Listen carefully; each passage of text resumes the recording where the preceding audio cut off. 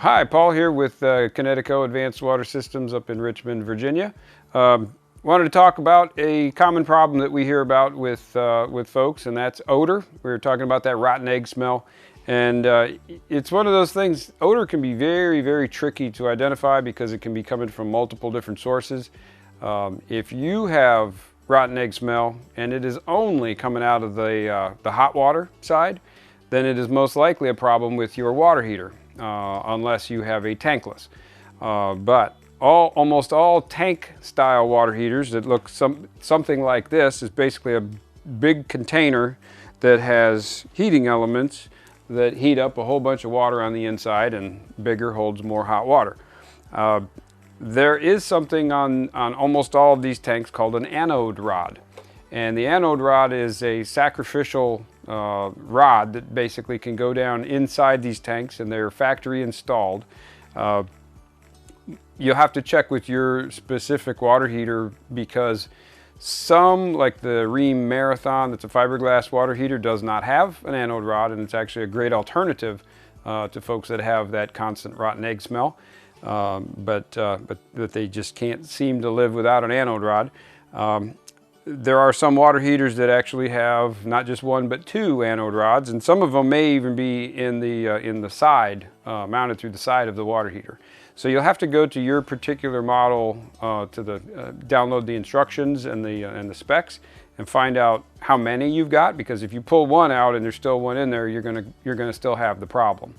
But the anode rod has got a nickname called the stink rod because they are so famous for making water smell like rotten eggs, and there's a lot of different reasons for it. It could be bacterial. A lot of times it's just water chemistry reacting with the rod and creating hydrogen sulfide.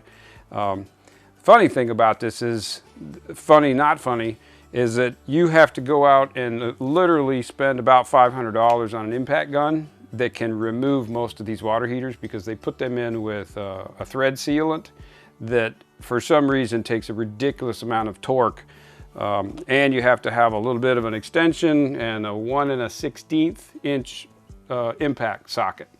So once you've got this, then you can actually go to work getting to the anode rod. Usually it's underneath one of these plastic plugs that's on the top of the water heater. You have to pry that up and then take a screwdriver and just kind of carve out the insulation that's in there. It's got foam insulation, which you can see down below. Like great stuff. Basically you just carve down until you get to the tank itself, and it looks like a bolt on the top of the tank. So that's where you put this socket down in there after you've vacuumed out all the pieces of styrofoam, and you will put that on maximum removal torque, and it'll take a little while, but it'll eventually usually break it free.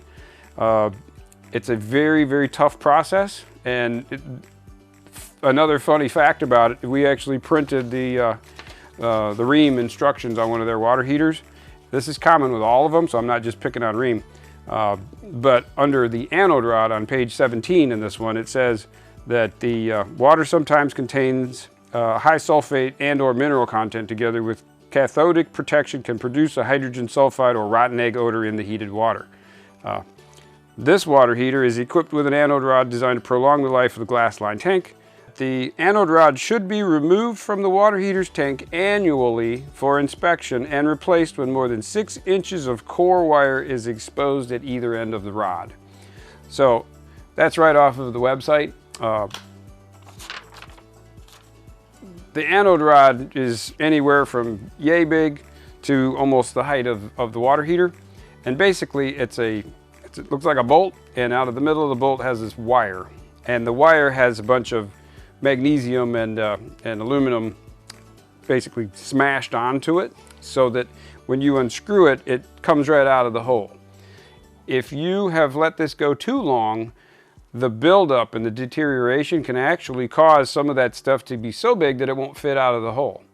And we have seen some where you try to take it out and it will spin and snap off. And if that happens, then the anode rod, what's left of it, is permanently down inside your tank, and the only solution is to buy a new water heater. But for the most part, the anode rod can be removed with special tools, and you can either replace it with an aluminum rod, usually that fixes the issue, or you can run by just cutting it off and putting the plug back in there, which of course voids the warranty, but it fixes a lot of times the odor problem. There are electric anode rods, which is fine if you have an outlet somewhere that you can plug into, but it's basically a wire that hangs down in there that doesn't have a big coating on it, and it kind of lets out an electronic or electromagnetic field, so to speak, that interrupts the attack that the water is trying to make on your water heater. I've heard decent things about those. We've never used them because usually you don't have an outlet somewhere. Or you can replace the water heater with something that doesn't have an anode rod, like a stainless steel model or a fiberglass. But if you have hot water smell only, it's probably an anode rod issue. Hope that helped.